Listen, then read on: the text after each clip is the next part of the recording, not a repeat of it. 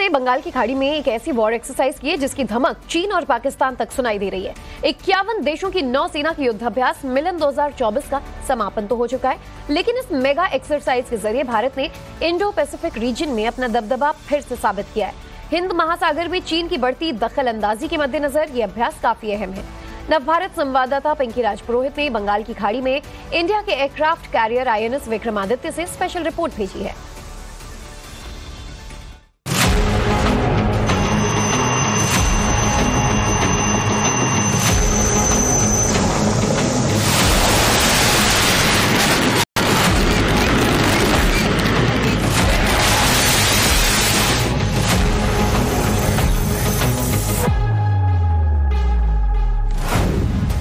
समंदर में भारत का शक्ति प्रदर्शन, अब चीन नहीं चल पाएगा कोई चाल।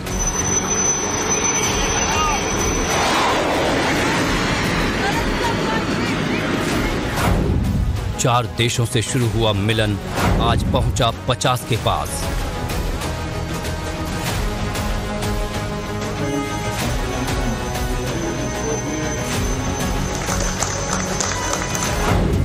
भारत की नौसेना ने दिखाई ताकत, देश के दुश्मनों हो जाओ सावधान।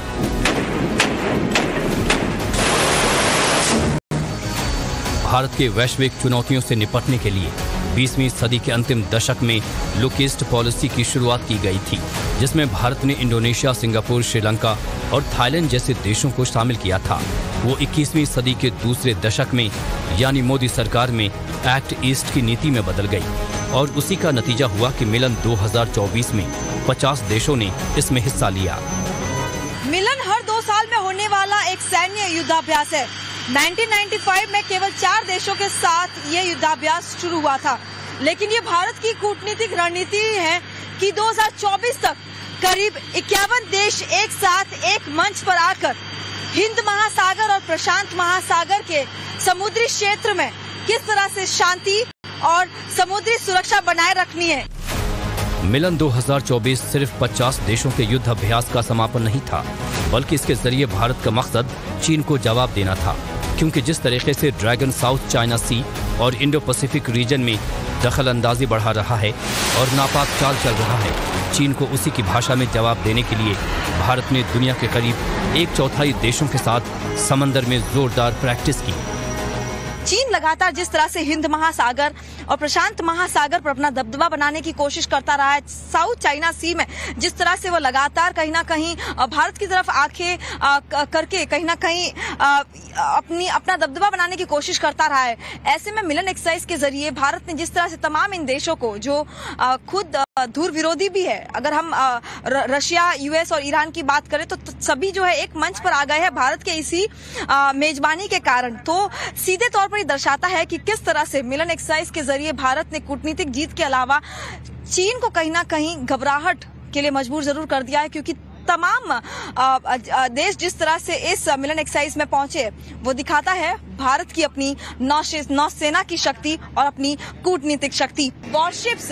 जिन्होंने इसमें भाग लिया था, युद्धपोत की अगर बात करें, एयरक्राफ्ट कैरियर की बात करें और साथ ही एयरक्राफ्ट जिन्होंने अपना पूरा दमखम इस मिलन एक्सरसाइज में दिखाया, समुद्र से लेकर आसमान तक भारत के साथ साथ तमाम उन देशों ने अपनी ताकत को दिखाया, जिनमें 9 तो ऐसे देश है जिन पर कहीं ना कहीं चीन के साथ जो है समुद्र में विवाद चल रहा है, और जिस तरह से भारत ने एक मंच तैयार किया जहां पर इन तमाम देशों ने एक साथ मिलकर कूटनीतिक रणनीति बनाई, साथ ही समुद्र में शांतिपूर्ण वातावरण और साथ ही सुरक्षा के लिहाज से तमाम डिस्कशन किए। ये बात चीन को जरूर खल रही होगी, क्योंकि इसमें कोई दो राय नहीं कि भारत ने बंगाल की खाड़ी में जिस तरह की ताकत मिलन युद्धाभ्यास से दिखाई है, उसने चीन की नींद जरूर उड़ा दी है। पिछले साल 7 अक्टूबर से इजराइल और आतंकी संगठन हमास के बीच जंग में उसका साथ देने के लिए हूती भी आगे आया हुआ है। समंदर में हर उस जहाज को निशाना बना रहे हैं जो प्रत्यक्ष और अप्रत्यक्ष रूप से इजराइल का साथ दे रहा है। तो मिलन के जरिए हूती की चुनौतियों से निपटने के लिए भी तैयारियां की गई। रेड सी क्राइसिस जिसे कहा जा रहा है, लाल समंदर में इस वक्त जो क्राइसिस चल रहा है, लगातार जो इसराइल से लिंक वाले तमाम कार्गो शिप्स है उन पर कहीं ना कहीं हमला किया जा रहा है। इतना ही नहीं, जो इसराइल से लिंक नहीं भी रखते हैं, इसराइल और हमास का जिस तरह से युद्ध चल रहा है, इस बीच हुती जो है वो लगातार इसराइल लिंक के अलावा भी कई ऐसे कार्गो पर हमला कर रहे हैं। तो ऐसे में समुद्री सीमाओं को किस तरह से सुरक्षित रखना है, किस तरह से हिंद महासागर और प्रशांत महासागर के क्षेत्रों में समुद्री शांति वातावरण को बनाए रखना, इसमें भारत ने जिस तरह से मिलन की मेजबानी की है, जिसमें 51 देशों ने हिस्सा लिया है, ये सीधे तौर पर दर्शाता है भारत की वो कूटनीतिक ताकत, जिसमें जो है एक तरह से भारत समुद्र का लीडर बनकर उभर रहा है। 24 से 27 फरवरी तक चले इस अभ्यास में भारत ने अपनी सैन्य ताकत का भी जमकर प्रदर्शन किया। भारत ने दुश्मनों को बता दिया कि जो भी हिंद की तरफ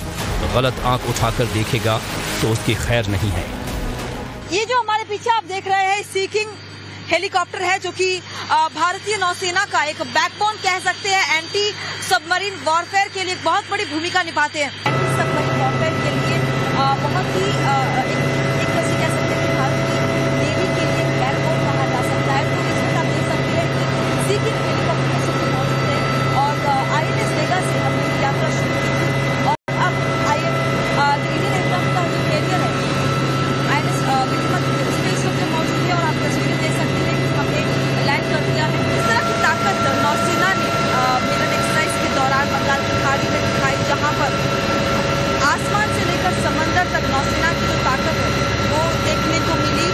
51 देशों की कुल शक्ति जो है वो देखने को मिली और तस्वीरें जैसे कि आप देख रहे हैं इस वक्त हम उड़ान कर चुके हैं और बहुत जल्द अब विक्रांत लैंड करेंगे। हेलीकॉप्टर के जरिए इस वक्त हम जो है INS विक्रमादित्य से INS विक्रांत पर पहुंच चुके हैं और तस्वीरें आप देख सकते हैं कि ये वो जगह है जहां से तमाम जो फाइटर एयरक्राफ्ट है, खासतौर पर अगर MiG-29 की बात करें, वो यहीं से उड़ान भरता है और यहाँ पर आपको दिखाई देगा कि तमाम जो हेलीकॉप्टर्स है वो आपको यहीं पर दिखाई देंगे। सी किंग यहाँ पर है, चेतक है और साथ ही MiG-29 के भी यहाँ पर मौजूद है। मिलन एक्सरसाइज की अगर बात करें तो दोनों ही एयरक्राफ्ट कैरियर जो भारत के हैं, विक्रमादित्य और विक्रांत, दोनों ने इस बार पार्टिसिपेट किया है और ये अपने आप में बहुत ज्यादा खास तस्वीरें हो जाती है जब भारत के दोनों ही एयरक्राफ्ट कैरियर जो है वो इस मिलन एक्सरसाइज का हिस्सा रहे हैं।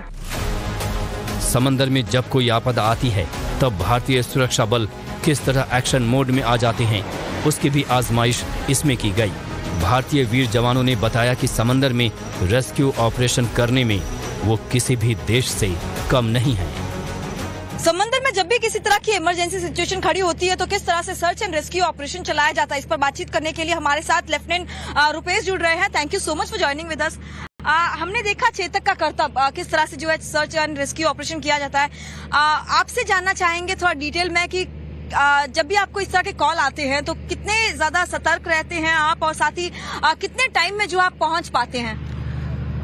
इस मिशन के लिए बेसिकली जो चेतक एयरक्राफ्ट है इसका प्राइमरी रोल है search and rescue, like you said search and rescue. तो उसके लिए we can be launched as soon as 3 to 5 minutes and we can be depending on situation can be launched as 20 minutes also. So earliest we can launch is 3 minutes. For that हम already cockpit में बैठे रहते हैं और whenever is situation demands we can easily just start up the aircraft and launch within 3 minutes. This is the earliest we can launch in this aircraft. Search and rescue as the time demands is very time requirement और जिसको execute करने के लिए we have to be on the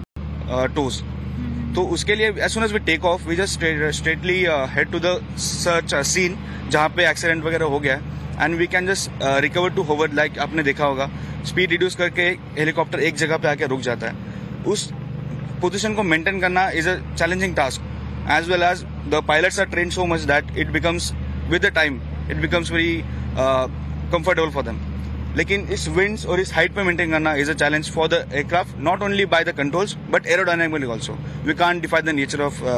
rules of the nature, right. So उसके हिसाब से we maintain that position और हमारा एक स्टॉप जो लोअर करते हैं, स्टॉप लोअर करने के एक को ड्राइवर रहता है हमारे यहाँ पे और उसके साथ साथ when the stop is lowered, one free diver who is very good in swimming, trained in swimming, he is also gone into the water. और उसके साथ साथ हम जो सर्वाइवर्स हैं उनको हम the diver helps them to wear the strap और उसको हम विंच अप करके एयरक्राफ्ट में लेके आ सकते हैं।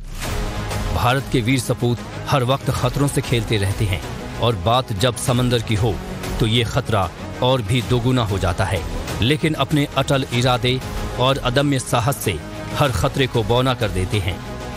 सबसे पहले तो ये जानना चाहेंगे कि जो अरेस्ट किया जाता है कितना प्रिसाइज जो है होना पड़ता है, कितना चैलेंजिंग रहता है अगर हम लैंडिंग की बात करें?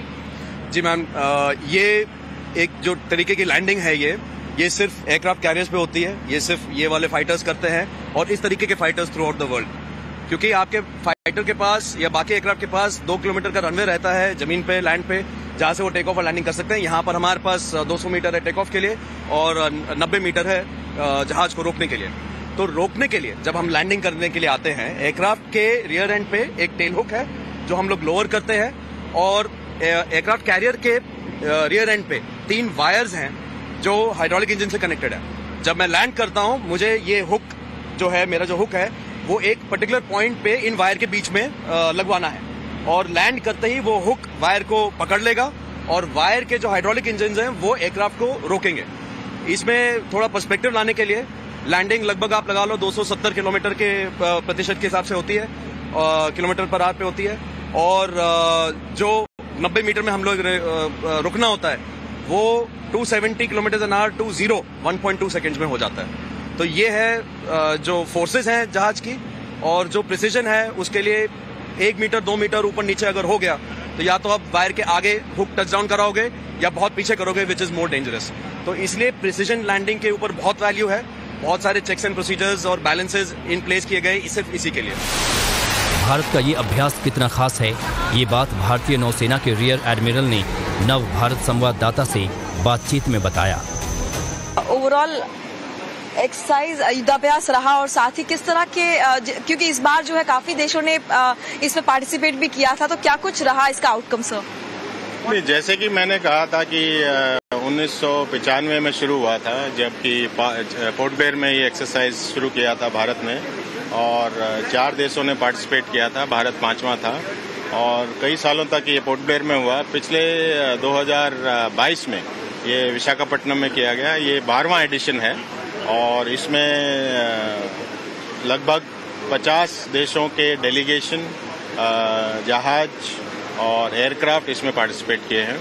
और इसकी हमारी 19 से और 23 फरवरी तक हार्बर फेस्ट थी, उसमें काफ़ी एक्टिविटीज़ हुई हैं, जिसमें कि टेबल टॉप एक्सरसाइज है, जिसमें कि एक दूसरे के साथ अपनी प्रोफेशनल एक्सपीरियंस शेयर करने का है, एक मैरीटाइम सेमिनार हुई, सिटी परेड हुई, ये सब एक्टिविटी हुई। और जो भी सी फेस का था, जो भी 24 से और 27 जो कि आज का दिन खत्म हुआ है,